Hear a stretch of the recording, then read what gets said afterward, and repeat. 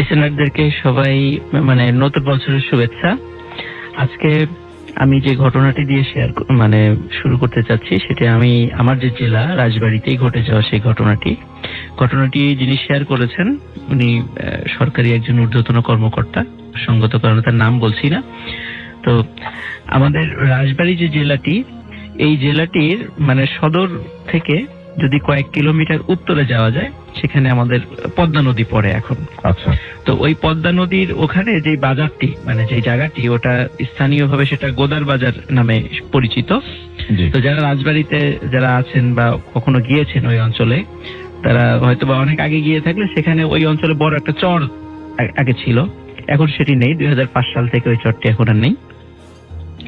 তো ওই চরটা দীর্ঘদিন ছিল, ওই চরেই একটি ঘটে যাওয়া ঘটনা। আমাকে যিনি বলেছেন ওনার পরিবারের সাথেই ঘটে যাওয়া। তা ছিলেন বেসিক্যালি কবর খোঁড়ে, এই পেশায় উনি ছিলেন আর কি। ওনার দাদা কবর খোঁড়েন আর কি, গোর খোদক বলতে আমরা স্থানীয় ভাবে যেটা বলি আর কি, গোর খোদক ছিলেন। তো উনি স্বাভাবিকভাবে উনি একটা অভ্যাস ছিল যে উনি কোনো কবর টবর খোঁড়ার পর সেটা দাফন হয়ে যাওয়ার পর উনি ওই যেহেতু ওখানকার স্থানীয় কবরস্থানটা, ওই অঞ্চলের ওই চরের স্থানীয় কবরস্থানটা নদীর পাশে ছিল, তো উনি ওই কবর দেয়া হয়ে যাওয়ার পর সব কাজ শেষ করার পর উনি গোসল করে তখন বাসায় যেতেন। এটা ওনার সবসময়ের একটা অভ্যাস ছিল আর কি। তো একদিন কোন একটা লাশ রাতের বেলা আসে, সেটাকে সম্পূর্ণ কবর খুঁড়ে সেটাকে আবার দাফন কফন করতে করতে অনেক রাত হয়ে যায়। তো ওনার স্বাভাবিক অভ্যাস অনুযায়ী উনি পাশেই যে নদীটা ছিল পদ্মা নদী, ওখানে উনি গোসল করতে নামেন। আর তখন ছিল বর্ষাকাল আর কি। তো উনি গোসল করে যখন উঠে আসবেন, হঠাৎ করে উনি পায়ের কাছে অনুভূত হয় যে কিছু একটা পায়ের কাছে ঠেকছে আর কি। তো উনি একটু ডুব দিয়ে জিনিসটা তোলার চেষ্টা করেন। তো তুলে দেখলেন যে একটা মানুষের হাত ওনার হাতে উঠে এসেছে। এবং হাতটা দিয়ে যখন টান দিলেন তখন দেখলেন পুরো বডি চলে এসছে আর কি। তখন উনি ওই সাহস করে পুরো বডিটা উপরে তুললেন। তোলার পরে ওই কবরস্থান তো পাশেই ছিল, যেহেতু একদম পাশাপাশি আর কি, ওই ঘাটের কাছে কবরস্থানটা। তো ওখানে আনার পরে উনি আবার পাশে গিয়ে কিছু লোকজনের বাড়ি যারা ছিল স্থানীয়, তো কয়েকজনকে ডেকে নিয়ে আসলেন যে এরকম একটা লাশ পেয়েছি, তোমরা একটু আসো। তো সবাই এসে দেখলেন যে মোটামুটি তারা আন্দাজ করলেন যে লাশটি হয়তো বা 2 দিনের পুরনো লাশ এরকম হবে আর কি। তো কাকতালীয় ভাবে ওই সময় ওই গ্রামে রাজবাড়ী সদর যে থানাটা ছিল, ওখান থেকে কিছু পুলিশের একটা টহল টিম এসেছিল, কোনো একটা বিষয়ে কোনো চোর বা আসামি ধরার জন্য আর কি। তো ওনাদের কাছে যখন খবর যায় একটা লাশ উদ্ধার হয়েছে, স্বাভাবিক আইন অনুযায়ী এই ধরনের কোন লাশ যদি পাওয়া যায় সেটাকে পোস্টমর্টেম করতে হয়, বেশ কিছু আইনের প্রক্রিয়া রয়েছে, তারপরে সেটাকে দাফন কাফনের ব্যবস্থা করতে হয়। তো পুলিশরা দেখলেন যে এত রাত, এবং ওনাদের কাছে ওই সময় ওনারা তো অপ্রস্তুত ছিলেন যে এরকম একটা কিছু পাওয়া যাবে, লাশটা আবার নিয়ে যেতে হবে। তখন ওনারা স্থানীয় কয়েকজনকে বলেন আপনারা একটা বাঁশের মাথা টাথা এই ধরনের কিছু তৈরি করেন, লাশটা আমরা নিয়ে যাই, নিয়ে পোস্টমর্টেম করার পর তখন দেখা যাবে এটাকে কি করা যায়। তখন ওনারা জিজ্ঞেস করে লাশটা পেয়েছে কে, দেখা গেল যে গোর খোদক আর কি উনি পেয়েছেন। তখন বলে তাহলে আপনি আমাদের সাথে একটু চলেন, একটু সহযোগিতা করেন। তখন উনিও লাশের সাথে গেলেন। লাশের সাথে যাওয়ার পর ওখানে রাজবাড়ী সদর যে তখন তো যোগাযোগ ব্যবস্থা তো ভালো ছিল না, যদিও খুব কাছাকাছি। মোটামুটি ওই ডোম যে আসবে লাশ কাটা ঘরে, সকাল হয়ে গেছে আর কি। সকাল হয়ে যাওয়ার পরে এখন ডোম এসে বলছে যে তার কোনো সহযোগী আসে নাই। তো এখন সহযোগী ছাড়া তার কাজ করতে একটু অসুবিধা হবে। তখন পুলিশরা যারা ছিলেন তখন বললেন যে ভাই আপনি তো খুব সাহসী লোক, ওই যিনি গোরখোদক আর কি, তা আপনি ওনাকে একটু সাহায্য সহযোগিতা করেন। আর ডাক্তার তো থাকবেনি ওখানে উপস্থিত। তো ভালো কথা, যখন ওই দিনের বেলায় আর কি লাশ কাটা ঘরে লাশ নিয়ে গেল, তখন লাশ কাটা হচ্ছে, ডাক্তার উপস্থিত ছিল, ডোম যিনি উনি লাশ কাটছিলেন। হঠাৎ করে ওই যে ব্যক্তি যিনি গোরখোদক আর কি, উনি লক্ষ্য করলেন লাশের এক হাত শেক করছে, নড়ছে। আচ্ছা। তো উনি চমকে উঠলেন, চমকে উঠে পাশে ডাক্তারকে বললেন যে ডাক্তার সাহেব দেখেন এই লাশের হাতটা নড়ছে কেন। ডাক্তার বললেন কই না তো, লাশের হাত তো নড়ছে না, আমি তো তাকিয়ে আছি, কখনো নড়ানো তো দেখলাম না। ডোমও একই কথা বললেন। তখন উনি বলছেন হয়তো বা ওনার চোখে ভুল দেখেছে আর কি, এরকম হতেই পারে। তো উনি কয়েকবার এটা দেখেছেন যে হাতের এক হাত একটু নড়ছে, উনি বারবারই বলেছেন।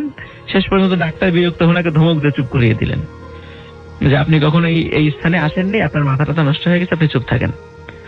তো যাই হোক, যখন লাশ কাটা শেষ হয়ে গেল, কাটার পরে একটা খেজুরের পাতার একটা পাটি দিয়ে লাশটাকে মোড়ানো হয়, বেঁধে ফেলা হয়, এবং তারপরে বলে দেওয়া হয় যে আসলে এই লাশটা এই মুহূর্তে সংরক্ষণ করার কোনো উপায় নাই, যেহেতু আরো 2 দিন আগে লাশটা পাওয়া গেছে, সুতরাং এটা দ্রুত দাফন করে ফেলতে হবে, যেহেতু কোনো পরিচয় পাওয়া যায় নাই। আপনি যেহেতু এটা পেয়েছেন, আপনি আপনার তত্ত্বাবধানে লাশটা দাফন করার ব্যবস্থা করেন। তো উনি ওই লাশটা নিয়ে ওনার ওই গ্রামে চলেছেন। আবার গ্রামে গিয়ে ওনার যে কবরস্থানের উনি দায়িত্বে ছিলেন, সেইখানে উনি জানাজা করে সবকিছু মানে প্রক্রিয়া শেষ করে ধর্মীয় নিয়ম কারণ যা আছে সেগুলো করে লাশটাকে দাফন করেন। তো দাফন যখন ওই এখানে আসলে একটা বলে রাখা ভালো, যখন ওই জানাজাটা হচ্ছে, মানে কবরস্থানে যখন জানাজাটা হবে, তখন হঠাৎ করে ওনারা লক্ষ্য করলেন যে পাশেই তো নদী, পদ্মা নদী, বেশ কয়েকটা নৌকায় মানে একই ধরনের ড্রেস পরা কিছু লোক, বড় বড় দাড়ি, মানে সাদা দাড়ি, সফেদ দাড়ি, এরকম খুব নুরানি চেহারা, এরকম 20-30 জন লোক আসলো কয়েকটা নৌকায়। আসার পরে ওনারা কারোর সাথে কোনো কথা বলেন নাই, ওনারা শুধুমাত্র জানাজায় শরীক হলেন। জানাজা শেষ হওয়ার পরে আবার ঠিক যেভাবে নৌকায় এসেছিলেন ওনারা ওইভাবেই নৌকায় চলে গেলেন।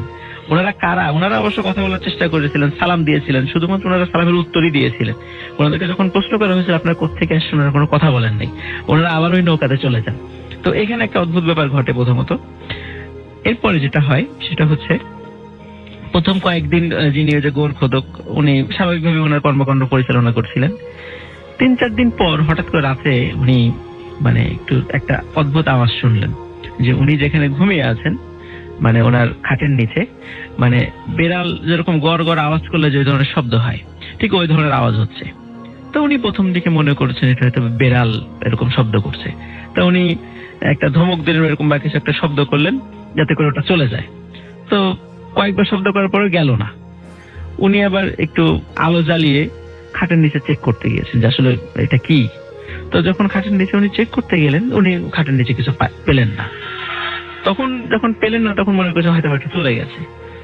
আবার যখন শুয়ে পড়লেন, তখন উনি আবার মানে শুনতে পেলেন যে শব্দটা ঘরের বাইরে থেকে এখন হচ্ছে। তখন উনি মনে করলেন হয়তো বা চলে গেছে, ঘরের বাইরে থেকে শব্দটা করছে। তখন উনি আর এই বিষয় নিয়ে আর মাথা ঘামান নাই, উনি ঘুমিয়ে পড়লেন। এইভাবে প্রতি রাতে এই ধরনের একই ধরনের ঘটনা ঘটা শুরু করে। কিন্তু এই যে কি যে শব্দ করছে এটা উনি খেয়াল করেননি। একদিন মানে 3-4 দিন হওয়ার পরে একদিন খুব বিরক্ত হয়ে রাতের বেলা ওই যখন জানালার বাইরে শব্দ হচ্ছিল, উনি জানালার কপাটটা খোলেন, যে এটা কি দেখি তো একটু, মানে কুকুরও না বিড়ালও না, কিছুই তো পাই না, এটা কি আসলে, জিনিসটা কি এত শব্দ করছে প্রতিদিন। তো খুলে যা দেখলেন, তো উনি রীতিমতো মানে খুবই ভয় পায়। খুলে দেখলেন ওই যে মানে খেজুরের পাটিতে মোড়ানো যে লাশটি ওনারা যে অবস্থা নিয়ে এসেছিলেন লাশ কাটা ঘর থেকে, ঠিক ওই জিনিসটাই ওখানে দাঁড়িয়ে আছে, ওই খেজুরে মোড়ানো ওই লাশটা। তো উনি দেখে একদম পাটি মোড়া লাশটা। আচ্ছা, উনি দেখে খুবই ভয় পান, ওখানে চিৎকার অজ্ঞান হয়ে মানে সেন্সলেসে পড়ে যান। ওনার স্ত্রী জেগে ওঠে, পরে বাড়ির অন্য সদস্যরা জেগে ওঠে। পরে যখন জ্ঞান ফেরে তখন বলে যে আমি এরকম এরকম জিনিস দেখেছি। তখন বাড়ির সদস্য বলে তুমি হয়তো ভুল দেখেছো, কারণ তুমি যেহেতু এই ধরনের কাজের সাথে ইনভলভ আছো, যেহেতু কবর টবর করো, হয়তো বা এই কারণে একটু ভয়টা পেতে পারো, মনের মধ্যে মনের অজান্তে হয়তো একটা ভুল হয়ে গেছে, ভুল দেখেছো। আসলে ভাই এই ধরনের ঘটনা ওনার সাথে প্রতিনিয়তই ঘটা শুরু করলো। উনি রাতের বেলা বাসার থেকে মানে যখন রাতের বেলা কোনো ফিরতে আসেন বাসার পথে, তখন দেখে ওই একই জিনিস দাঁড়িয়ে আছে। আচ্ছা, এইভাবে যখন বাড়ির সদস্যরা কেউ বিশ্বাস করে না, এরপরে ঘটলো অন্যরকম ঘটনা। সেটা হলো বাড়ির অন্য সদস্যদের সাথেও সেম ঘটনা ঘটা শুরু করলো। তারাও এখন ওই জিনিসটা দেখা শুরু করলো। যখন তারাও সবার সাথে শেয়ার করলো যে আমরা এরকম জিনিস দেখছি, তখন স্থানীয় লোকেরা মানে রসিকতা করে সবাই বলা শুরু করলো, ওটা হলো ভূতের বাড়ি। ওই বাড়িতে যারা আছে সবাইকে জিনে মানে সবাই জিন পজেসড, এটা ভূতের বাড়ি। আচ্ছা, মানে চারিদিকে একটা রসিকতা শুরু হয়ে গেল তাদেরকে নিয়ে।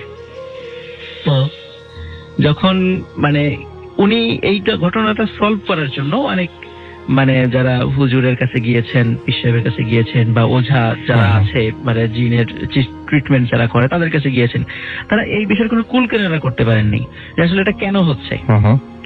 তো যখন কুল কেনারা করতে পারলেন না, এরকম বাড়ির সদস্যরা আস্তে আস্তে অসুস্থ হয়ে যাচ্ছেন এই ধরনের ভয়ের এই বিষয়গুলো দেখে দেখে, তখন কোনো কারণে কোনো একদিন বাড়িতে কোনো লোক ছিল না, উনি একাই ছিলেন।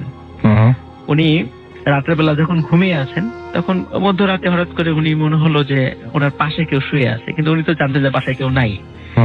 তো যখন আলো জ্বালালেন তখন দেখলেন যে ওনার মানে বিছানায় ওনার পাশে ওই যেই মানে খেজুরের পাটিতে মোড়ানো যে লাশটি, ওইটি।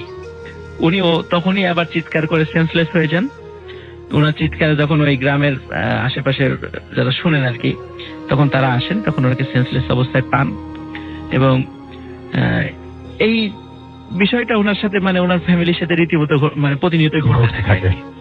তো যাই হোক, ওনার স্ত্রী তো ওনাকে একদিন খুব ভালো মতো ধরেন যে আসলে এটা কেন এরকম আমাদের সাথে ঘটছে। আগে তো এই ধরনের কোনো ঘটনা ঘটে নাই, বা ওঝা তান্ত্রিক বা এই যে পীর ফকিরের কাছ থেকে নিয়ে আসা কোনো তদবিরও কাজ হচ্ছে না কেন, কি আসলে ঘটনাটা কি তুমি বলো আমাকে, তুমি কিছু জানো কিনা, বা এমন কোনো ঘটনা ঘটেছে কিনা যেটা তুমি লুকাচ্ছ সবাইকে। তখন উনি বলেন যে হ্যাঁ, আমি একটা বিষয় লুকাচ্ছি। সেটা হচ্ছে লাশটা উনি যখন পানিতে পেয়েছিলেন তখন লাশের সাথে একটা ব্যাগ ছিল, ছোট একটা ব্যাগ ছিল যেটা ওনার শরীরের সাথে বাঁধা ছিল। তো ওই ব্যাগের মধ্যে মানে অনেকগুলো টাকা ছিল। আচ্ছা। এবং ওখানে ওনার ঠিকানাও ছিল। উনি টাকার লোভে ওই ঠিকানাটা উনি গোপন করেছিলেন, এবং উনি ওই টাকার 1 টাকাও খরচ করেন নাই, কিন্তু ওই টাকাটা উনি রেখে দিয়েছিলেন আর কি। তো বললেন যে এটা আমার খুব একটা অন্যায় হয়েছে, হয়তো এই কারণে আল্লাহ আমাকে এই শাস্তিটা দিচ্ছেন। তখন রাসেল ভাই উনি ওই ঠিকানা ধরে ওনাকে খোঁজ করা শুরু করেন যে এটা আসলে কার। আচ্ছা। তো তখন হতো কি, ওই আমাদের যে রাজবাড়ী যে ওই এলাকাটা, ওখান থেকে ওই পাশে নদীর ওই পাশে হচ্ছে পাবনা জেলা। তো পাবনায় ওদিকে অনেক ব্যবসা বাণিজ্য ওই সময় হতো আর কি নৌপথে। এখন অনেকটা কমে গেছে আর কি, তখন হতো আর কি নৌপথে। তো উনি অনেক খোঁজ খবর করে জানতে পারলেন এই লাশটি পুরান ঢাকার একজন ব্যবসায়ী। আচ্ছা। তো উনি ওনার পরিবারের লোকদেরকে যে গিয়ে এই তথ্যটা দিলেন যে আমরা এরকম একটা লাশ পেয়েছিলাম, এই ব্যাপার, এই যে ওনার সাথে টাকাগুলো ছিল। ওনারা অনেক ধনী আর কি পুরান ঢাকায়। তো ওনারা বললেন যে আসলে আমার ওনার যে ওয়াইফ ছিলেন বলে যে আমার হাজবেন্ড এরকম ব্যবসা করার জন্য এরকম যেতেন, তৎকালীন তো মোবাইল টোবাইল এগুলো ছিল না। তো এরকম দীর্ঘ সময় ধরে মাসখানেকের জন্য আবার ফিরে আসতো ব্যবসা করে। এখানে তাদের পুরান ঢাকাতে ব্যবসা আছে। তো আমরা অনেকদিন যখন যোগাযোগ করতে পারছি না, তখন আমরা খুব চিন্তিত হয়ে গেছিলাম। তখন তার পরিবারের লোকজন খুব মানে শোকে মানে ভেঙে পড়ে আর কি। রাসেল ভাই ওই ওনারা তো তার ডিটেলস ঠিকানা দিয়ে দিলেন। ওনার পরিবারের লোকজনও একাধিকবার ওই জায়গাতে কবর জিয়ারত করার জন্য এসেছিল। আচ্ছা। আমাকে সর্বশেষ বলেছেন যে 95 বা 96 সালের দিকে ওই যে ব্যক্তির কবর ওখানে হয়েছে, তার নাতি এবং নাতনিরা বিদেশ থেকে এসে কবর জিয়ারত করার জন্য এসেছিলেন। তো এখন 2004-05 সালের পর ওই চরটা এখন আর নাই। যারা রাজবাড়ির যারা আছেন তারা জানেন যে ওই চরটা এখন আর নাই, ওটা একদম নদীতে বিলীন হয়ে গেছে। ওই কবরস্থানও এখন আর কিছুই নেই ওখানে। আচ্ছা। তো তারপর থেকে অদ্যাবধি ওখানে ওই ফ্যামিলির কেউ আর আসেন নাই। আর ওনারা খোঁজ নিয়েছিলেন যে ওই ফ্যামিলির এখন সবাই বিদেশ চলে গেছেন আর কি। এখন ঢাকাতেও সেরকম কেউ কিছু থাকে না। তো মোটামুটি এটাই ছিল রাসেল ভাই আমার ফার্স্ট। Happy new year. যে ঘটনাটা আজকে বলতে যাচ্ছি, সবাইকে একটু রিকোয়েস্ট করবো যে আসলে একটু চিন্তা করতে, যে ঘটনাটা কিরকম হতে পারে, মানে একটু ডিপলি চিন্তা করতে সবাইকে রিকোয়েস্ট করবো। তো যে ঘটনা বলবো সেটা বরিশালের একটি জায়গা, নামটি বলছি না। বরিশালের যে জায়গাটার ঘটনা হলো, তার যার ঘটনা শেয়ার করবো তিনি একজন ইমাম সাহেব। ওই রিজিয়নের একটি মসজিদের, ছোট্ট মসজিদের একটা ইমাম। তার বয়স তখন 45 বছর হবে, এবং এটা আজ থেকে প্রায় 27 বছর আগের ঘটনা, 1989 সাল। হয়তো লাইফ চেঞ্জিং ঘটনা বলতে পারেন। এবং ওই ইমাম সাহেবের এলাকায় খুব নাম ছিল, ডাক ছিল, এবং কারোর সাথে 7-5-এ উনি ছিলেন না। সবসময় খুব ভদ্র একটা লাইফ লিড করতো, এবং বলে না যে বাড়ির মাঝখান দিয়ে হেঁটে যায় ইমাম সাহেবরা, উনি যেটা করতেন না। উনি সবসময় মেইন রাস্তা দিয়ে হেঁটে যেতেন, সেজন্য ওনার সুনামও সবচেয়ে বেশি ছিল। আচ্ছা। তো পাড়ায় পাড়ায় লোকজন, বিভিন্ন গ্রাম টু গ্রাম লোকজন তাকে খুব পছন্দ করত, কারণ তার ব্যবহার, কারণ তার সততা, আর উনি বিচারে ছিলেন পটু। যেই বিচারে যেদিকে পাল্লা ভারী থাকবে সেদিকেই পাল্লা, মানে ইনফ্লুয়েন্স ছিল না কারো দ্বারা। খুবই সৎ একজন মানুষ ছিলেন আর কি। ছিলেন কেন, এটার কারণও আমি সবার লাস্টে সবাইকে জানাবো। কেন বললাম ছিলেন, উনি তো আছেন। আচ্ছা। তো যে ঘটনাটা বলি, ওনার উনি তো নর্মালি বিচার করতেন। তো একদিন একটা বিচারে তাকে যেতে হবে, তার বাড়ি থেকে প্রায় 20 মাইল দূরে। তো রাস্তাটা এরকম যে আপনাকে হেঁটে যেতে হবে অর্ধেক পথ, বাকি পথ নৌকা, এপার ওপার মিলিয়ে। তো সেই দিন ওনার বাসা থেকে খুব প্রেসার আসছিল যে যেতে বারণ করছিলেন তার ওয়াইফ, কারণ তার ছেলের শরীর খুব খারাপ ছিল। আচ্ছা। এবং তার ছেলেটা ছিল 14 বছর বয়স, আজমত নাম ছিল, আজমত আলী। তো ছেলের শরীর এতটাই খারাপ ছিল যে ছেড়ে আসতেও পারছিলেন না, কিন্তু বিচারটা ছিল তার বন্ধুর ছেলের বিচার ছিল। তো পরিচিত যেহেতু তাকে যেতেই হতো। আচ্ছা। তো বাসার সবাইকে মানিয়ে, নিজেকে মানিয়ে তিনি রওনা দেন ওই জায়গার উদ্দেশ্যে বিচার করতে। তো ফজরের নামাজ পড়ে বাড়িতে মসজিদে নামাজ পড়িয়ে তিনি রওনা দেন এবং মসজিদে একজনকে দায়িত্ব দিয়ে যান নামাজ পড়ানোর জন্য বাকিরা বক্তের। আচ্ছা। তো সে একটা পর্যায়ে যখন হেঁটে নৌকা পার হয়ে ওই জায়গায় পৌঁছান, তো পৌঁছাতে দুপুর 2টা বেজে যায়। জোহরের নামাজ শেষ করে বিচার শুরু করেন এবং বিচার শেষ হতে মাগরিবের আজান দিয়ে ফেলে। তো মাঝখানে একটু বলে রাখি রাসেল ভাই, উনি যখন বিচার শুরু করেন তখন একজনকে বলেছিলেন যে আমার তো যেতে যেতে মাগরিবের পর হয়ে যাবে, তা আমাকে ওই বাড়ির অতটুক পর্যন্ত আগাই দিস। আচ্ছা। কিন্তু বিচার যখন শেষ হলো, বিচার শেষ হওয়ার পরে ওই লোকটাকে আর খুঁজে পাওয়া যায়নি, মানে ওখান থেকে হয়তো সে কোনো কাজে চলে গেছে। তো আল্লাহর নাম নিয়ে সে চিন্তা করলেন যে যাক, এখন রাস্তা হাঁটা দেখি চুলো করার নেই, আর ওনার যে রাস্তায় উনি যাবেন সেই রাস্তায় আসারও লোক নাই কেউ যে ওনার সাথে কথা বলতে বলতে বা একা রাস্তা দিয়ে রাসেল ভাই মাগরিবের পরে অন্ধকার হয়ে গেছে অলমোস্ট। রাস্তা দিয়ে হেঁটে যাওয়াটা কেমন না? তো অনেক দূর, নিজের বাড়ি থেকে অনেক দূর, কাছাকাছি নিজের বাড়ি হলে একটা কথা ছিল। তো রাস্তায় হাঁটছে প্রায় ঘন্টা খানেক, হাতে কোনো ঘড়িও ছিল না এবং আনফরচুনেটলি বাড়ি থেকে কোনো টর্চ লাইটও সে আনতে পারেন নাই।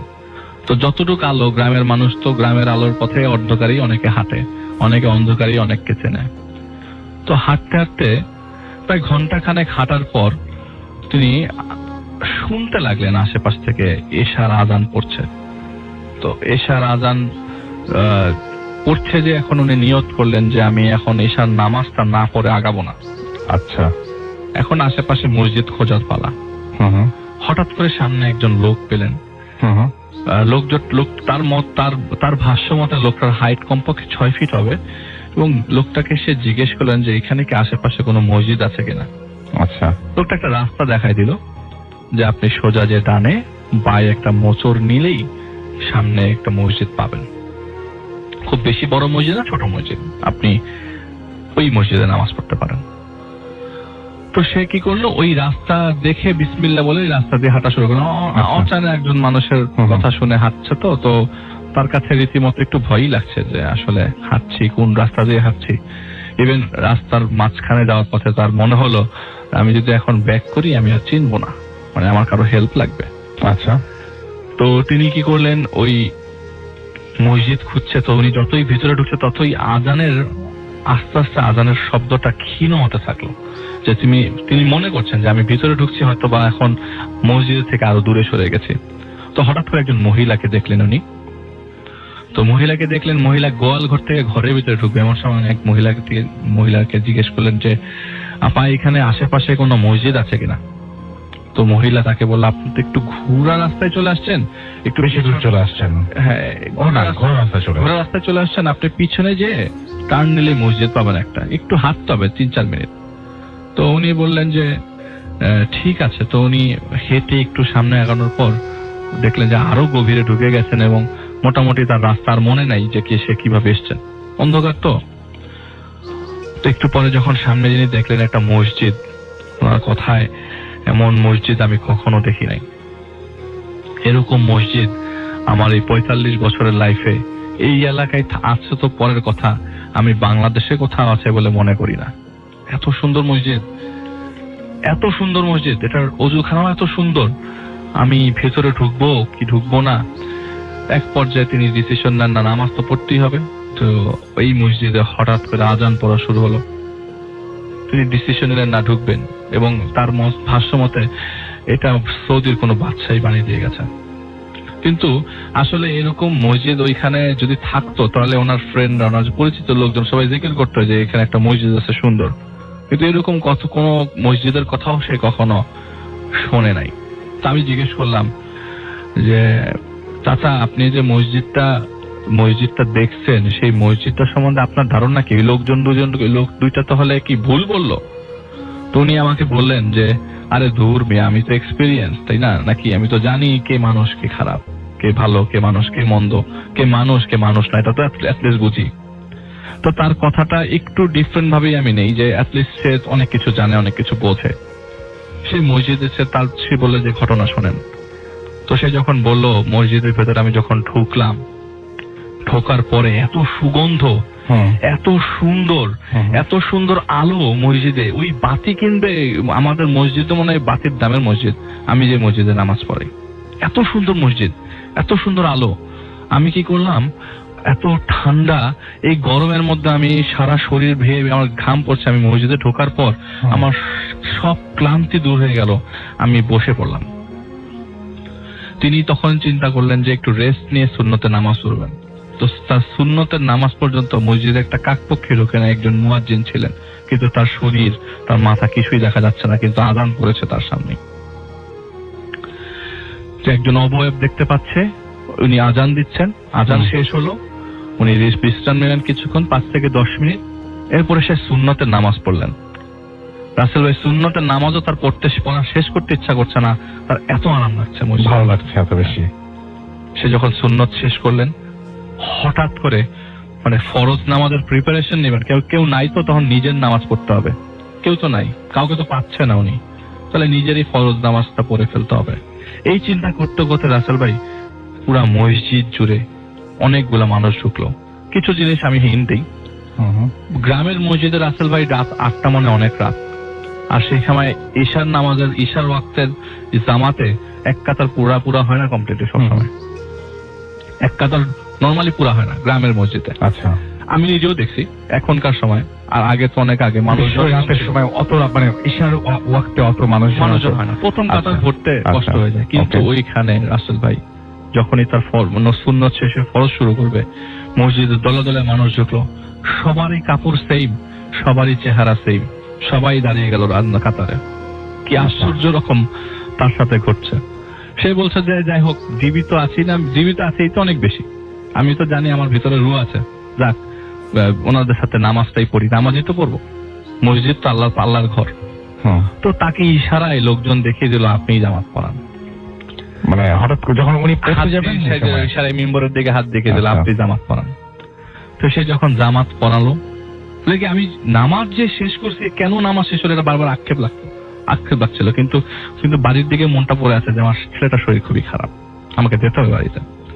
তো সে নামাজ শেষ করে ভেতরে নামাজ পড়ে বের হবে, এমন সময় লোকজন তাকে আঁকড়ে ধরলো। সবাই মনে করছে যে তাকে হার্ম করছে, না, আঁকড়ে ধরে তাকে খেয়ে যেতে বলছে সবাই, রাতের খাওয়াটা তাদের সাথে খেয়ে যেতে। এখন তিনি মনে করছে যে আমার সাথে যা ঘটছে তা অবশ্যই সাধারণ কোনো ঘটনা না, অলৌকিক ঘটনা এবং ডিফারেন্ট ঘটনা, এটার সাথে আমি নেগেটিভ হলে কোনো ধরনের ক্ষতি আমার হতে পারে, তাই না বলি আমি আসলে খেয়ে যাই, আর পেটের প্রচন্ড ক্ষুধা।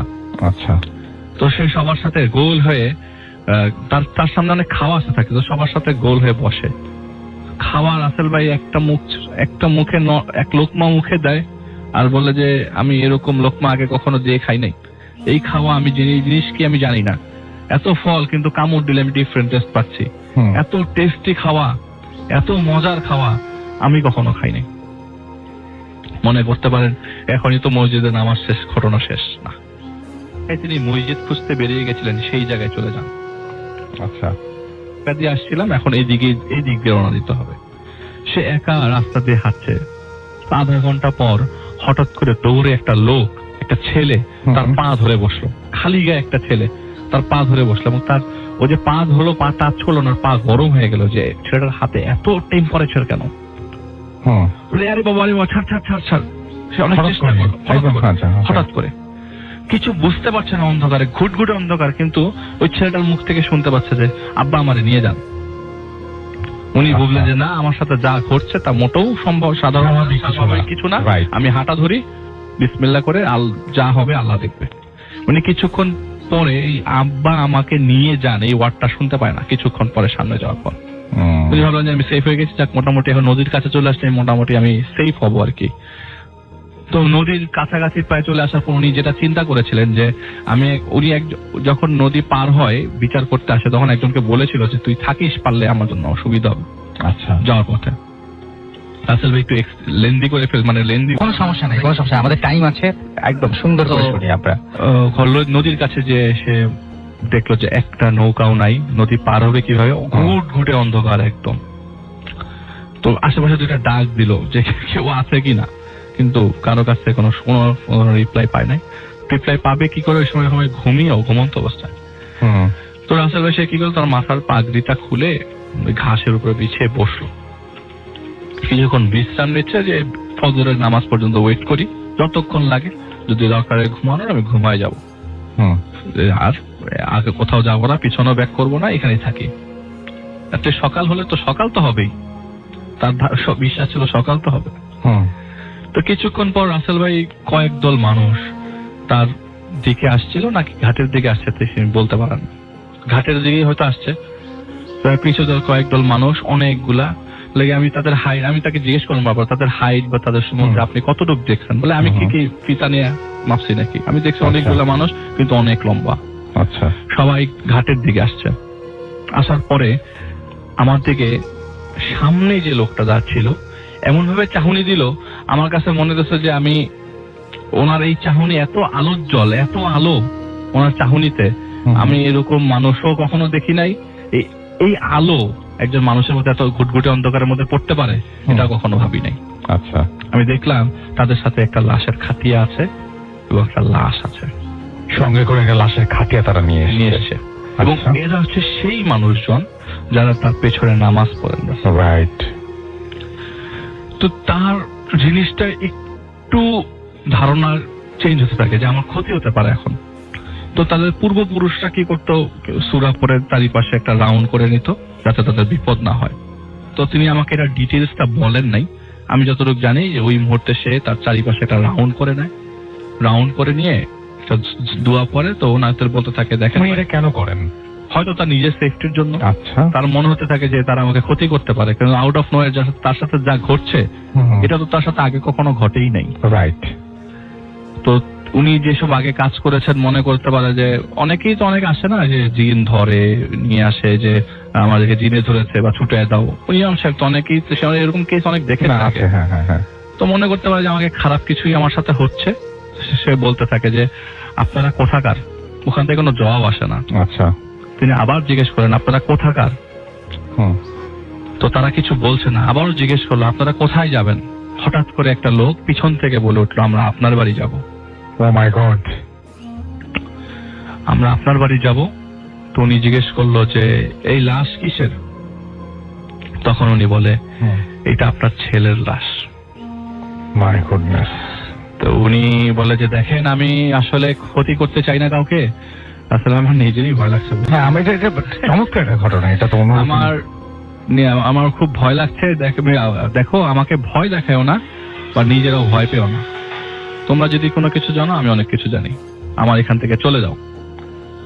এটা বলতেই তারা কি করলো, আস্তে আস্তে পানির নিচে চলে গেল, নদীর মধ্যে ঢুকে গেল। রাসেল ভাই পানির ভেতরে ঢুকে গেল হঠাৎ করে, মানে ওই ওনাদের কোনো রেসপন্স না দেখে একটা জিনিস উনি বলেছিল, তো আপনি আমাদের সাথে চলেন। এটা আমি আপনাকে তখন বলেছি, আপনি আমাদের সাথে চলেন। তো উনি বললো তোমরা কোনো ক্ষতি করতে চাই না, তোমরা তোমাদের মতো থাকো, তোমরা মতো চলে যাও, আমাকে কোনো ডিস্টার্ব করো না। আচ্ছা, তো তারা কি করলো, পানির মধ্যে চলে গেল। আচ্ছা, আর আলী হাসান সাহেব, যে ইমাম সাহেবের ঘটনা বলছে, সে তার মতো বসে রইল। ফজরের আজান দিল, ফজরের আজান যখন পড়ে গেল, তিনি তার ওই যেটার উপরে বসেছিলেন সেটার উপরই নামাজ আদায় করলেন, কারণ তিনি আর মসজিদ খোঁজার রিস্ক নিলেন। রাইট। তো হঠাৎ করে ফজরের পরে কিছুক্ষণ পর, নামাজ শেষ করার কিছুক্ষণ পর তিনি দেখতে থাকলেন, মানে অন্ধকারের মধ্যে তিনি যতটুকু আলো, মানে ফজরের আজান পড়ার পর হালকা আলো চলে আসছে, তখন তিনি দেখতে পাই দূরের থেকে একটা নৌকা ঘাটের দিকে আসছে, এবং সে চিৎকার করে জিজ্ঞেস করলো নৌকার মাঝিকে। তো মাঝি যখন রিপ্লাই দিল ভয়েস, তিনি কনফার্ম করলেন যে না, এই আমার পরিচিত মাঝি, ওনার নাম স্বপন মাঝি, ওনাদের বাড়ির লোক। আচ্ছা, এবং স্বপন মাঝিও চিৎকার করে জিজ্ঞেস করলো, যখন তার ভয়েস পেলো সেও কনফার্ম করলো যে ইমাম সাহেব এটা। তিনি রিস্ক না নিয়ে তাকে উঠালেন এবং আশেপাশে কোনো কাস্টমার না পেলে শুধু ইমাম সাহেবকে নিয়ে রওনা দিলেন বাড়ির দিকে। আচ্ছা, প্রায় 3 ঘন্টা মতো হয় তাকে নৌকাতে সফর করতে হয়। রাত সকাল 8টার দিকে তার তিনি বাড়িতে পৌঁছান। বাড়িতে পৌঁছানোর পথে, বাড়ির যাওয়ার পথে সবাই মনে করেন রাসেল ভাই সিম্প্যাথি, সে বুঝে নাই। সবাই তাকে হাত বুলিয়ে দিচ্ছে, মাথায় বুলিয়ে দিচ্ছে, কোনো মানুষ তাকে জড়ায় ধরতেছে। আর যতই বাড়ির দিকে যাচ্ছে ততই মানুষের আনাগোনা, দৌড়াচ্ছে সবাই বাড়ির দিকে, তার বাড়ির দিকে। তো তার বাড়ি যখন পৌঁছে যায় তিনি, তো সব ভিড় ঠেলে তিনি, তার মনের মধ্যে তখনই খটকা লেগে যায় যখন সবাই আদর করছে, হঠাৎ করে আদর করছে কেন, হঠাৎ করে তার মাথায় হাত বুলে তোমার জড়িয়ে ধরছে কেন, বুঝে যায় যে বাড়িতে কোনো একটা ঘটনা ঘটে গেছে। তো এত খারাপ ঘটনা ঘটবে সেটা এখন তিনি কখনো ভাবেন নাই। সে বাড়িতে পৌঁছায়, দেখে যে উঠোনের মধ্যে তার ছেলের লাশ পড়ে আছে। লাশটা ফোলা এবং ফাঁপা। তার কথা হচ্ছে যে আমি তো আসলে এত কিছু খেয়াল তখন করতে পারে নাই। আমার সাথে যেহেতু ঘটনায় শেয়ার করেছে রাসেল ভাই, উনি বলেছেন যে ফোলা ফাঁপা কেন থাকবে, আমি তো জ্বর দেখে কথা না। হ্যাঁ, সেটাই ঘরের মধ্যে। তো ওই জ্বর এতই বেড়ে গেছিল, ওনার ওয়াইফ পরে বলেছেন যে জ্বর এতই বেড়ে গেছিল যে রাসেল ভাই ওই ছেলেটা পাগল হয়ে পুকুরের ঘাট পানিতে ঝাঁপ দেয়, ডুব দেয়। ছেলেটা যে সাঁতার পারে না তা না, 14 বছরের ছেলে। এবং কখন ডুবতে দেয়? ফজরের নামাজের সময়। ফজরের যখন আজান দিবে তার কিছুক্ষণ আগে ডুব দেয়, এবং তার নিজের আপন চাচাতো ভাই তাকে ডুব দিয়ে আনতে যায়।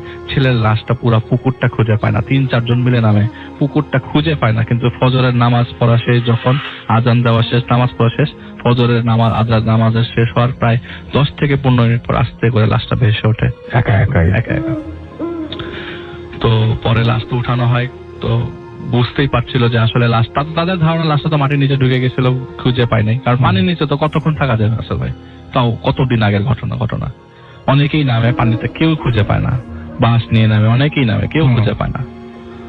তো পরে তার নিজের ছেলের লাশ নিজেই ধোয়ান, নিজেই কাফনের কাপড় পেঁচান, নিজেই ধোয়া পরেন, নিজেই দাফন করেন, নিজেই জানাজা পড়ান রাসেল ভাই।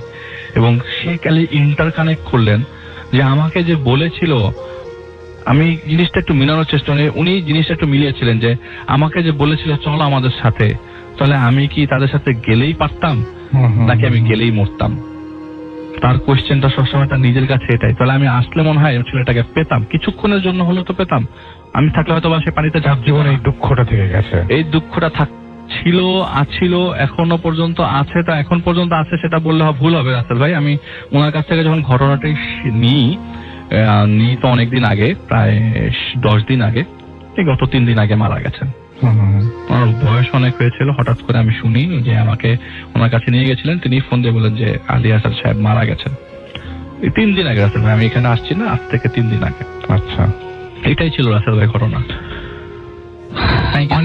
অনেক অন্যরকম একটা ঘটনা এবং অনেক অদ্ভুত একটা ঘটনা। আশা করছি যে আপনাদের কেমন লাগলো আমি জানি না, তবে আমার কাছে অসম্ভব ভালো লেগেছে এই ঘটনাটি, এবং আশা করছি আপনাদের কাছে অনেক ভালো লেগেছে। যদি ভালো লাগে তাহলে অবশ্যই জানাবেন আমাদেরকে কেমন লাগলো, আপনারা অবশ্যই জানাবেন, আপনাদের কাছ থেকে জানতে চাই সেটা। আমরা চলে যাব একটু SMS এ। ইমাম আমাদের SMS করেছেন, এবং আমি একটু আলিফের সাথে তার আগে এই ঘটনাটা নিয়ে একটু কথা বলি। সেটা হচ্ছে যে একজন ভদ্রলোক, তিনি রাতের বেলায় যেরকম অদ্ভুত একটা মসজিদ গ্রামের মধ্যে আবিষ্কার করলেন, এটা তো প্রথমে একটা খটকা লাগার মতো বিষয় যে এরকম জায়গায় খটকা। আমি আপনাকে শুরুতেই বলেছি যে উনি যখন বললেন আরে ভাই এক্সপিরিয়েন্স তো আছে, কে মানুষ না আমি তো জানি।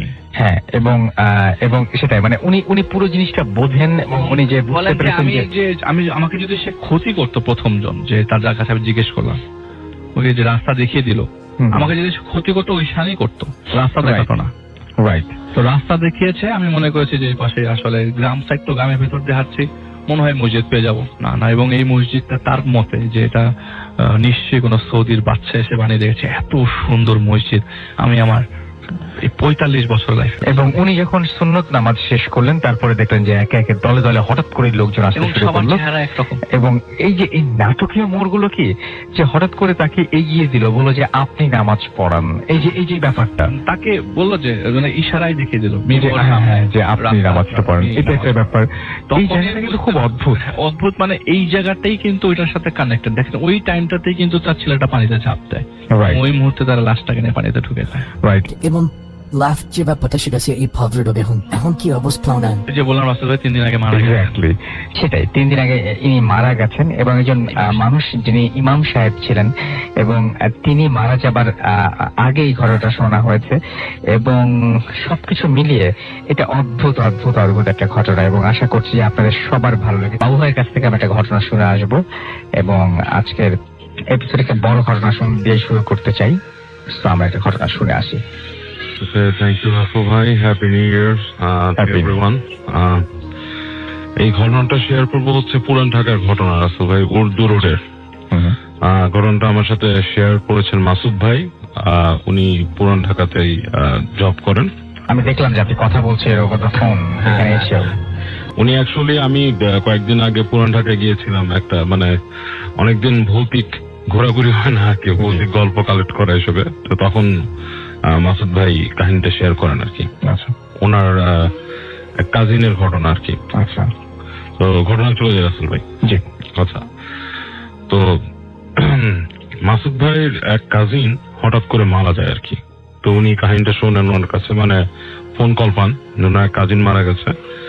আর এই কাজিন মারা যাওয়ার পর উনি সন্ধ্যার পরে, ঠিক সন্ধ্যার পর উনি উর্দু রোডে চলে যান ওখানে আচ্ছা দেখার জন্য। তো ওনার সাথে একটা বন্ধুকে নিয়ে উনি যান। তো যে যখন ওই বাসাটার সামনে থামেন, বাসাটাকে কেমন জানি প্রথমেই কেমন নীরব নীরব একটা ভাব লাগছিল আর কি ওনার কাছে। পুরো বাড়িটাই মনে হচ্ছে যে একটা থমথমে ভাব বিরাজ করছে আর কি। তো বাসার নিচে মোটরসাইকেল রেখে উনি ওনার ফ্রেন্ডকে নিয়ে বাসায় ঢোকে আর কি। 3 তলা বাড়ি। তো যখন সিঁড়িতে উঠছে ওই সময়টাই ওনার শরীরটাতে মনে হচ্ছে যে একটা ঝিম করে একটা মনে হয় কিছু একটা, মানে লাইক আমাদের যেমন অনেক সময় দেখা যায় গুজ বাম্প হয় রাসেল ভাই, কাইন্ড অফ লাইক দ্যাট, এরকম একটা ভাব হয় এবং পুরো শরীরটা ওনার ঝিম করে ওঠে এবং ভারী হয়ে যায়। তো উনি সিঁড়িতে উঠছে, ওনার কাছে মনে হচ্ছে যে বিশাল ক্লান্ত, উনি মানে ঘুমিয়ে পড়বেন এরকম একটা ব্যাপার। আচ্ছা, এরকম করে উপরে উঠছেন উনি, আর সাথে তার বন্ধু। তো উনি ওনার বন্ধুকে জিজ্ঞেস করেন যে তোর কি কোনো ইফেক্ট হচ্ছে, মানে আমার খুব খারাপ লাগতেছে কেমন জানি। তো বন্ধুটা বলে না, আমার তেমন কিছু লাগতেছে না। যাই হোক, তো উনি নিজেকে মনে করেন যে উনি হয়তো টায়ার্ড বা কিছু একটা, বা ওনার কোনো কারণে খারাপ লাগছে। তো উনি বাসা উঠে যান। তো উঠে যেয়ে দেখেন যে যথারীতি মানুষ মারা গেলে বাসায় যেমন হয়, মানুষ কাঁদছে এবং ওনার সে কাজিনটাকে মানে শুয়ে রাখা একটা ইসের উপর, খাটিয়ার উপরে। তো উনি এক সময় দেখছেন যে অনেকেই কাঁদছেন আর কি। এর মধ্যে আজকে ম্যাক্সিমাম ঘটনা মরা মানুষের ঘটনা। হ্যাঁ, আর এটা কোইন্সিডেন্ট আসলে কিন্তু ভালো লাগছে জন্যই। হ্যাঁ, তো উনি দেখছেন যে ওনার ফুপুরা কাঁদছে, তার মধ্যে একজন বলছে যে বিলাপ করে যে ও একা থাকতে চাইতো না, ও বলতো ওর ভয় লাগতেছে এরকম। উনি এই কথাগুলো ওনার কানে দেয়, বাট উনি জিনিসটাকে আসলে তখন একটা খুব একটা আমলে নেন না। তো উনি মানে ওই লাশটা দেখতে চান আর কি। আচ্ছা, তো লাশটা দেখতে চান, তো লাশের মুখের উপর থেকে আপনার কাপড়টা নামায় গলা পর্যন্ত আর কি, যতটুকু দেখায়। তো উনি খেয়াল করে হঠাৎ করে একটু ওনার কাছে জিনিসটা অড লাগে বা একটু ডিফারেন্ট লাগে যে পুরা লাশের মুখটা নীল রং, নীলচে বর্ণ ধারণ করছে। যদিও উনি শুনছে যে আপনার এই মৃত্যুটা হয়েছে স্ট্রোক করে, স্ট্রোক করে মারা গেছে। এরকম হওয়ার কথা না, এটা সাধারণত দেখা যাচ্ছে যে কোনো বিষের প্রভাবে বা এরকম কিছু একটা তো হয়, things like that, but looks odd আর কি। নীলচে বর্ণ এবং ঠোঁটটা কালচে, এবং ওনার কাজিন নাকি সিগারেটও খেত না, বয়সে তেমন বেশি না। যাই হোক, তো উনি দেখে কেমন একটা ধাক্কার মতো খায়। এই অবস্থায় উনি দেখে আবার ফিরে আসতে থাকে, ওনার মাথার মধ্যে ওরকম জিনিসটা ঘুরছে এবং বেশ ওনার শরীরটা ভারী হয়ে গেছে আর কি। তো উনি নিচে চলে আসে, এসে যখন ওনার বাইকটা স্টার্ট দিতে যায়, দেখে যে বাইকে মানে আপনার কোনো নেই, পাওয়ার নেই। মানে এমনকি চাবি ঢোকানোর পরে বাইকের মানে আপনার এই ড্যাশবোর্ডে লাইট জ্বলতেছে না, সবকিছু মানে পুরোপুরি এটা ডেড। তো উনি একটু আগে চলে আসছি, বাইকটা ওয়েল মেইনটেইন বাইক, সবসময় উনি এটা মেইনটেইন অবস্থায় রাখে। এরকম করে পুরো মানে ইলেকট্রিক্যালি শাটডাউন সাধারণত করে না বাইক। তো দেখে পুরো ইলেকট্রিক্যালি শাটডাউন এবং বাইকটা বেশ মানে হয়ে গেছে, মানে কোনো শব্দই করছে না। আচ্ছা, তো উনি এই অবস্থায় ওনার বাইকটাকে ঠেলে ঠেলে নিয়ে আসতে থাকে।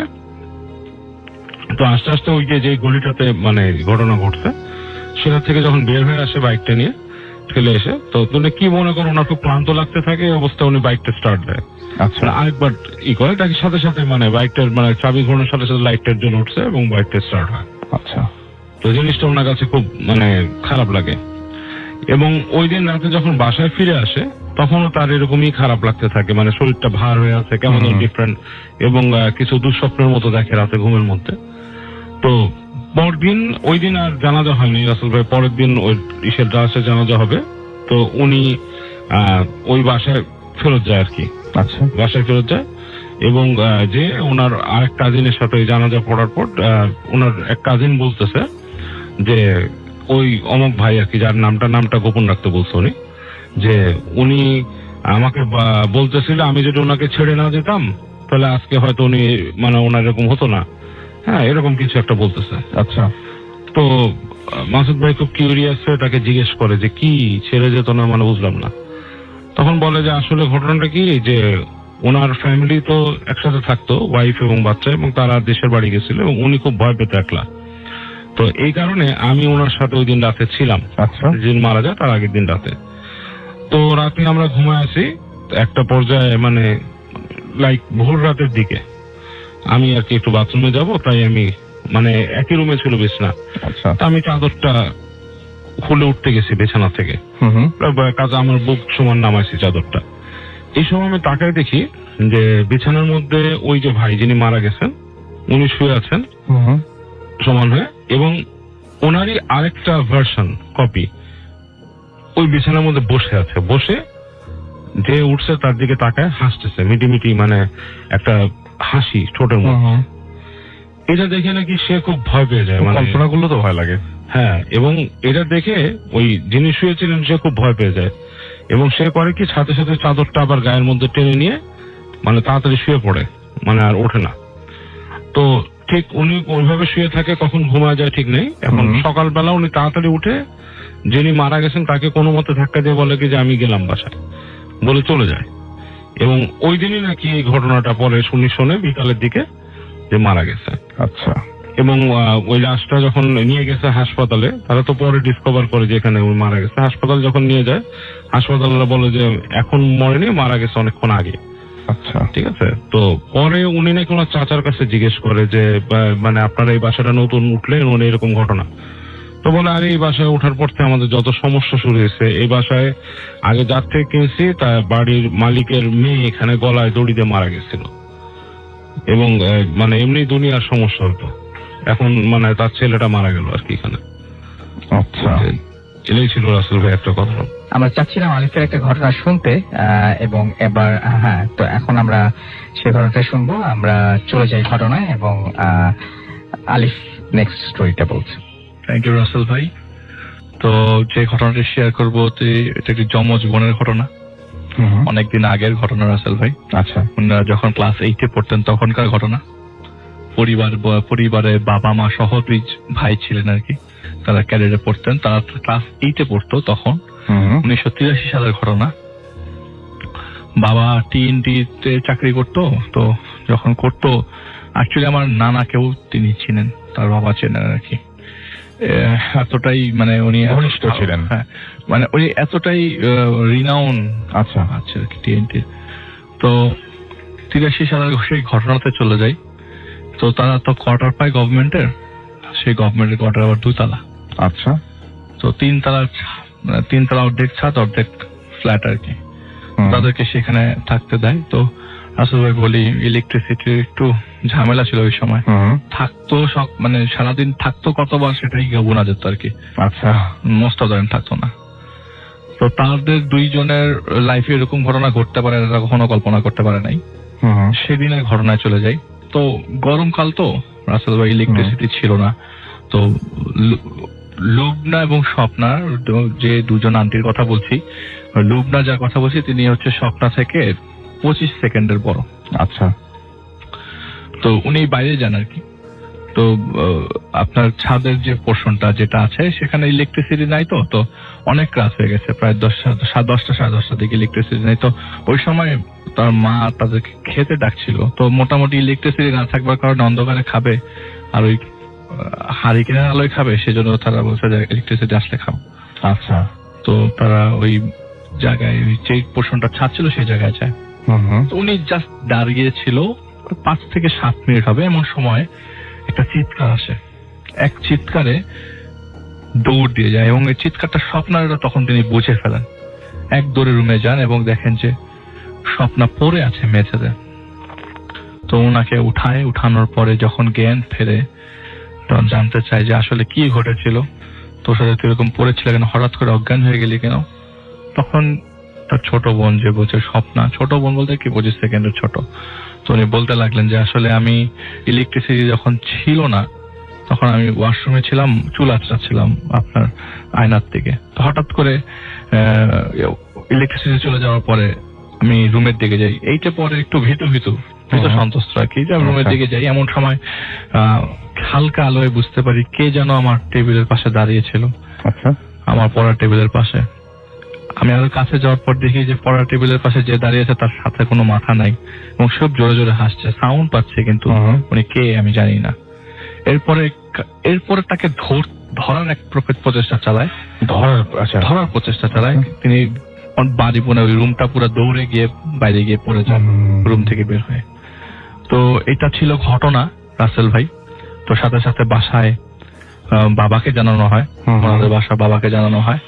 তো যেহেতু রিসেন্টলি শিফটেড গভর্নমেন্ট কোয়ার্টার, তো এখনই তো শিফট করা যাবে না। তার প্লাস মেয়ের এখন প্রেশার দিচ্ছে যে ওই মেয়েটা, ছোট মেয়েটা স্পেশালি, যে তো বড় মেয়েটা বলছে যে তুই তো ওই বুয়ার কাছ থেকে ভূতের গল্প টল্প শোনা, গ্রামের ভূতের গল্প শোনা, তো ভুল হতে পারে। তো হুজুর এসে তো হুজুরের কাজ করে যায়, পানি দিয়ে যায়, পানিটা ছেটাতে বলে বাসায়। তো হুজুর চলে যাওয়ার পরে খুব নর্মাল লাইফ, সবকিছু নর্মাল হয়ে যায়, সবকিছু নর্মাল হয়ে যায়। আচ্ছা, অ্যাবনর্মালিটিস আসলে রাসেল ভাই এটা হঠাৎ করেই হয়। আচ্ছা, হ্যাঁ, ট্রু। তো সবাই বলতে থাকে যে এটা তোর হ্যালুসিনেশন অথবা তোর খারাপ কিছু চিন্তা অথবা তোর মাথায় সামনে চলে আসে, সেটা থেকে ভাবনার কারণে হয়তো এরকম হচ্ছে। তুই এটা ফিল করতেছিস, যার এটা বাদ দে, এটা মাথা থেকে সরাই ফেল। মানে সবাই যেরকম ভাবে আর কি, প্রথম ব্যাপারটা উড়িয়ে দেওয়া, সাধারণ মানুষরা যেভাবে হ্যাঁ, আপনি হলেও তাই করতেন। সেটাই। তো রাসেল ভাই এখন কিছুদিন পর, তার 15 থেকে 20 দিন পরে প্রচন্ড বৃষ্টি পড়ছে হঠাৎ, পয়লা বৈশাখের পরে, তো মানে বৈশাখের কাল বৈশাখী ঝড়, চারিদিকে প্রচন্ড বৃষ্টি এবং শব্দ, স্পেশালি হচ্ছে দরজা জানালা বাজ পড়ার শব্দ, বাড়ি খাওয়ার শব্দ এবং চারিদিকে গাছের পাতা যে নড়ছে এটার শব্দ, মানে খুব খারাপ অবস্থা। খুব বেশি সময় না, রাত্রে 8:30 কি 9টা বাজে। তো ওনারা চাচ্ছিল যে বৃষ্টির মধ্যে বাইরে যে ভিজবে, তো অভ্যাসটা ওরকমই আর কি, ছোট বাচ্চা মানুষ তো, এইটা পরে কত বড়, বেশি বড় না। তো দুইজনেই একসাথে দরজা খুলবে আর কি। তো দরজা খুললেই তো ছাদ, দরজা খুলেই পাড়া দিতে যাবে, এমন সময় দেখে যে ছাদের মধ্যে অনেকগুলো কবর। রাসেল ভাই, একটা লোক কোনায় কবর খুঁড়ছে এরকম ছাদের মধ্যে কোদাল দিয়ে। শুনে ওনাদের কথা হচ্ছে কি দেখলাম এটা, আসলে কোদাল দিয়ে মাটি খুঁড়ছে নাকি কবর খুঁড়ছে নাকি মানে কি বাড়ি দিচ্ছে কি, আমি হঠাৎ করে ছাদের মধ্যে এরকম একটা অবয়ব দেখতে পাই তারা। আচ্ছা, তো দৌড়ে তার বাবার কাছে যায়, বাবা মাকে দুইজনকেই ডেকে নিয়ে আসে, টেনে নিয়ে আসে, ওয়ান কাট অফ টেনে হেঁচড়ে নিয়ে আসে। আচ্ছা, দুইজনে। এবার কিন্তু আসলে একজন দেখে নাই, দুইজন একসাথে দেখেন। তো বাবা মা বলে কোথায় কি, কোথায়, আমি তো কিছু, সবকিছু নর্মাল, কোনো কিছুই দেখতে পাচ্ছে না। এবং বাইরের থেকে ভিতর থেকে হারিকেনটাও নিয়ে পর্যন্ত আসছে যে আসলে ছাদটা তো অন্ধকার, ছাদের মধ্যে কিছু দেখা যায় নাকি, ভেতরে যায়, কিন্তু বৃষ্টি তো রাসেল ভাই যেতেও পারছে না। আচ্ছা। তো বাবা বলে যে ধুর এগুলি বাদ যেত, তোরা যে বাসায় রুমে যা ঘুমা। তো তাদের মধ্যে আবার যে মানে মনের মধ্যে জেগে উঠেছে কি দেখলাম আসলে, আবার যাই দেখি।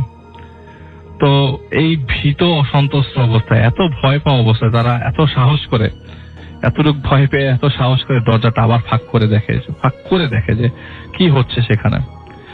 সেটা তারা দেখতে থাকে যে অনেকগুলা কবর একসাথে ছাদের মধ্যে, ওই অতটুক জায়গায়, ওই অতটুক পোর্শনে অনেকগুলো কবর এবং অনেকগুলো মানুষ হাঁটছে ওই কবরের পাশ দিয়ে। কেউ তসবি পড়ছে, কেউ কাঁদছে, কেউ কথা বলছে দূরে দাঁড়িয়ে, অনেকগুলো মানুষ একসাথে ছাদের মধ্যে দেখতে পায়। আচ্ছা। এবং যে লোকটা কবর খুঁজছিল সে তখনও স্টিল ওই জায়গায় ছিল। আচ্ছা। তো তারা ব্যাক করে এসে বাবাকে খুব জোর প্রেসার দেয় যে এই বাসাটা চেঞ্জ করতে হবে, আমরা এখানে থাকবো না। আচ্ছা। এরকম যদি হতে থাকে তাহলে আমাদের উপর এফেক্ট পড়বে, বেশ ভালো এফেক্ট পড়বে। তো বাবা বলে যে আমি তো রিসেন্টলি চেঞ্জ করে আসছি এই গভর্নমেন্ট কোয়ার্টারে, আমি যেতে পারবো না আসলে এখনই, তো একটা ব্যবস্থা করি। তো বলে যে না, তুমি যদি না যাও তাহলে আমরা অন্য জায়গায় থাকি, অন্য বাসায় থাকি। তো বাবা অনেক জোরাজুরি করে ওদেরকে রাখার ব্যবস্থা করে যে না কিছুদিন দেখি, সময়ও তো লাগে বাসা করছে। তো তার বাবা তাদেরকে প্রেশার দেয়। এর মধ্যে প্রায় 5 থেকে 7 দিন পর ওই ঘটনা, তাদের এক মামি মারা যায়। আচ্ছা। তো মামি মারা যায়, তো মামির কবর হয়েছে নানার বাড়িতে। তো নানার বাড়ি মানিকগঞ্জে। সেই নানার বাড়িতে কবর দেওয়ার পর ওই কবর যখন দিচ্ছিল, তার আবার একদম ঘরের সাথেই যে বাড়ি, তার সাথেই কবরস্থান, পারিবারিক গোরস্থান। খুব বেশি গোরস্থান না, 12 থেকে 14টা কবর আছে। আচ্ছা। তো তারা দূর থেকে দেখে যে কবরস্থ করছে, অনেক মানুষ তো ভিড়, তো তারা দূরে, কবরস্থানের ভেতরে তো মহিলাদের মেয়েদের অ্যালাউড না, ওরা দূরে ছিল আর কি, মেয়ে দুটা। তো বাসায় আসে প্রায় 10, ওই মারা যাওয়ার সব কুলখানি টুলখানি শেষ করে বাসায় আসে যখন 13 দিন পর, হঠাৎ করে আবারও তারা ছাদে যাবে, এমন সময় দরজা খুলে ছাদে পাড়া দিতেই দেখে যে ঠিক একই রকম যে কবরস্থানটা তারা পারিবারিক গোরস্থান দেখে এসছে নানার বাড়িতে, ঠিক একই রকম গোরস্থান ওই তাদের ছাদের উপরে, একই রকম সেই কয়টা কবর। এটা হতে পারে তাদের হ্যালুসিনেশন, হতে পারে তাদের রং ধারণা, হতে পারে তাদের ভুল ধারণা, কিন্তু দুইজন একসাথেই দেখার কথা না। বলে একজন দেখবে যে আগে এফেক্টেড হয়েছিল, সে প্রথমে অজ্ঞান হয়ে গেছিল, সে দেখতে পারতো, কিন্তু দুজন একসাথেই দেখে। এরপর থেকে একদম জোর করে তার বাসাটা চেঞ্জ করে ফেলে, এবং যে হুজুর টেস্ট ছিল সেও বলে যে এখানে একটা খারাপ নজর আছে, আপনারা বাসাটা চেঞ্জ করে ফেলে আপনাদের জন্য ভালো হবে। বাসাটা চেঞ্জ করে ফেলে, কিন্তু ওই এফেক্টটা অনেক দিন রয়ে যায় তাদের দুই বোনের মধ্যে। এতে তাদের পড়াশোনার দিকেও ভালো প্রেশার পড়ে, ভালো ইফেক্ট পড়ে। তো আসলে এইটাই ঘটনা ছিল যে তারা ওই বাড়িতে এই কয়েকদিন, প্রায় 1.5 মাস যে কয়েকদিন ছিল, সেই কয়েকদিনে 1.5 মাস খুব ভয়ে ছিল, এবং এই কন্ডিশন গুলো তাদের সাথে কয়েকবার ঘটে যায় ওই বাসাতে। অনেক ধন্যবাদ আলিফ আপনার ঘটনার জন্য আপনাকে, এবং আশা করছি যে আপনাদেরও এই ঘটনা অনেক ভালো লেগেছে। আমরা চলে যাব এবার বাবু ভাইয়ের কাছে, তার নেক্সট স্টোরিটা আমরা শুনবো। আশা করছি যে এটাও আপনাদের অনেক ভালো লাগবে। চলুন শুনে আসি আমরা নেক্সট স্টোরিটা। থ্যাংক ইউ রাসেল ভাই। এই কাহিনীটা হচ্ছে স্মৃতির বলা কাহিনী। জি। স্মৃতিদের ফ্যামিলিতে আসলে অনেক বড় একটা ফ্যামিলি, আর ওদের ফ্যামিলিতে আপনার রেশারেশি আছে, মানে প্রপার্টি নিয়ে বেশ বড় একটা রেশারেশি আছে। তো ওদের ফ্যামিলিতে ওর বাবা ছিল সবচেয়ে বড় ফ্যামিলির মধ্যে, এবং সব মানে যখন প্রপার্টি ভাগাভাগি হবে তখন সেই ক্ষেত্রে আর কি ওদেরই ছেলে মেয়েদের মধ্যে আর কি মানে বন্টনটা ওভাবে হবে, এরকম কিছু ব্যাপার স্যাপার আছে। তো যাই হোক, তো ওরা দুই বোন আর কি, ওরা দুই বোন। তো ওর বাবা মার খুব ইচ্ছা ছিল যে ওর যখন বড় বোন হয় আর কি, প্রথম বোনটাই যাতে ছেলে হয়, তাহলে তাদের প্রপার্টি বন্টনে কিছু সুবিধা হতো আর কি, যেটা মানে হয় অনেক ফ্যামিলিতে। তো সেরকম, তো এখানে যেটা হয় যে ওর বড় বোন তো বড় বোনই হয়। তো কিন্তু বড় বোন হওয়ার আগে ওর আম্মুকে ফ্যামিলির কিছু মানুষ ব্ল্যাক ম্যাজিক করে, হ্যাঁ, এবং সেইটা করার ফলে যেটা হয় যে উনি যখন নাকি ওকে পেটে নিয়েছিলেন তখন কিছু সমস্যার সম্মুখীন হন, এবং ওর বড় বোন হওয়ার সময় থেকেও কিছু প্রবলেম উনি দেখতেন, এবং মানে ওই যে আপুটা ছিল সেও ছোটকাল থেকে অনেক কিছু ফেস করে আসছে, এবং মানে তার সাথে অনেক উদ্ভট জিনিস ঘটে লাইফে। এর মধ্যে কিছু জিনিস, যেমন উদাহরণ দিলে বলা যায় যে যখন ওর বড় বোনটার জন্ম হয়, পেটে ছিল, তখন তার আম্মু কোথাও হাঁটলেই, একটু অন্ধকার কোথাও গেলেই একটা কালো বিড়াল দেখতো, এবং দেখা যেত যে মানে ওনাকে প্রায় স্বপ্নের মধ্যে ভয় দেখাতো বিভিন্ন জিনিসে। তো বাচ্চা হওয়ার পর যেটা হয় যে ছোটকালে যে মানে যখন নাকি ওই ওর বড় বোন বেশ একটু বড় হয়ে যায়, মানে কলেজ লেভেলে পড়ে, তো সেই সময়কার ঘটনা রাসেল ভাই, ওদের বাসার মধ্যে এরকম একটা ব্ল্যাক ম্যাজিক মানে করার জন্য, তাকে জাদু করার জন্য একটা ট্রাই করা হয় কি, তাদের ফ্যামিলি থেকে তার এই এক কাজিন মানে তাদের বাসায় একটা গিফট নিয়ে আসে। গিফট হচ্ছে একটা পুতুল, আর পুতুল গিফট করে। তো বেশ বড় একটা কলেজ গোয়িং মেয়েকে একটা পুতুল গিফট করাটা একটা ডিফারেন্ট জিনিস, ঠিক আছে, বাট যেহেতু এটা একটা বার্থডে গিফট ছিল, তো সে এটাকে অ্যাকসেপ্ট করে, হ্যাঁ, তো সেটা সে অ্যাকসেপ্ট করে নেয় এবং বাসায় রেখে দেয়। কিন্তু আসলে ব্যাপারটা হচ্ছে যেটা মানে আমি বলতেছি সেটা হচ্ছে যে পুতুলটা হচ্ছে it was like a kind of Chucky, যেটা হচ্ছে আপনার এই যেটা দিয়ে মানুষকে কন্ট্রোল করে আর বিভিন্ন রকম ক্ষতি করে আর কি। তো এই পুতুলটা রাতের বেলা যখন ওখানে ওদের বাসায় রাখা থাকতো, যে বাসার মধ্যে উদ্ভট জিনিস ওই জায়গাটায় ঘটতো রাসেল ভাই। যেমন দেখা যেত যে ওরা যেখান থেকে হাঁটতেছে ওখানে মানুষের কথাবার্তা শোনা যেত, ধোঁয়াটে অবয়ব দেখা যেত, এবং ওর বোনের কিছু কিছু মানে সিমটম মানে মানে ক্ষতি হওয়া শুরু করলো, যেমন অসুস্থ হয়ে যেত, জ্বর এসে যেত, বিভিন্ন রকম সমস্যা হয়ে যেত। এবং রাতের বেলা ওর বোন একটা স্বপ্ন দেখতো।